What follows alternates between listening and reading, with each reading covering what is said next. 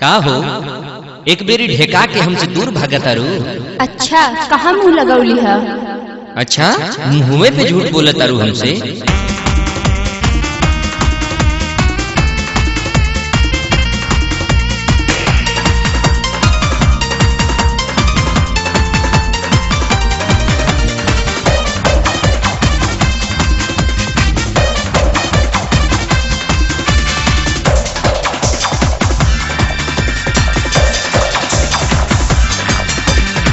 चक्का लगा के आदत धरा के, चक्का लगा के आदत धरा के, रस भरल रसगुल्ला चुसा के, कीड़ा में मुहवा बोर के।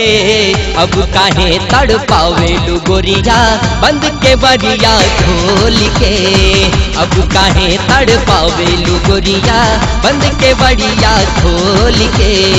चक्का लगा के आदत धरा के, चक्का लगा के आदत धरा के, रस भरल रसगुल्ला चुसा के, कीड़ा में मुहवा बोर के। अब काहे तड़ पावे लू गोरिया बंद के बड़िया खोल के। अब काहे तड़ पावे लू गोरिया बंद के बड़िया खोल के।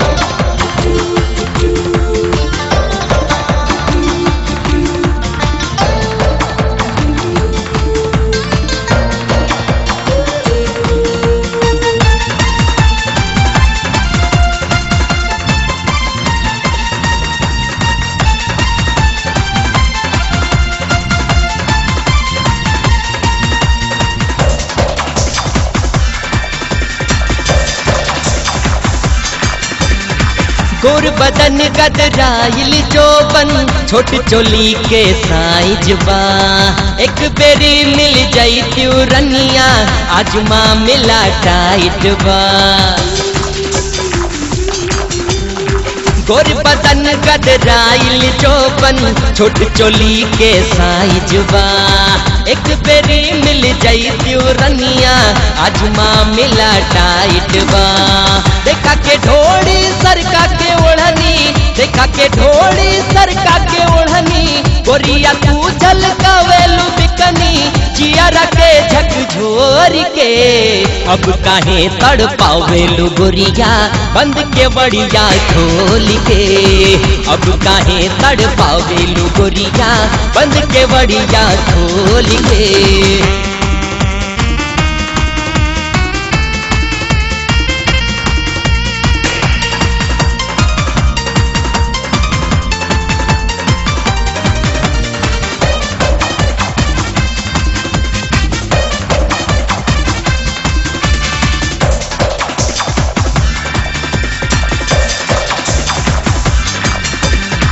जो बन तोहरा जंपिंग करत बा जैसे बोनट पजेरो के। चार मीनार के चोना लड़त बा जैसे सेटिंग बोलेरो के। जो बन तोहरा जंपिंग करत बा जैसे बोनट पजेरो के। चार मीनार के चोना लड़त बा जैसे सेटिंग बोलेरो के। अखिया के सौस चटा के, अखिया के सौस चटा के, गरम गरम रस भरी दिखा के, हमसे नहीं आ जोर के। अब काहे तड़ पावेलू गोरिया बंद के बड़िया खोल के। अब काहे तड़ पावेलू गोरिया बंद के बड़िया खोल के।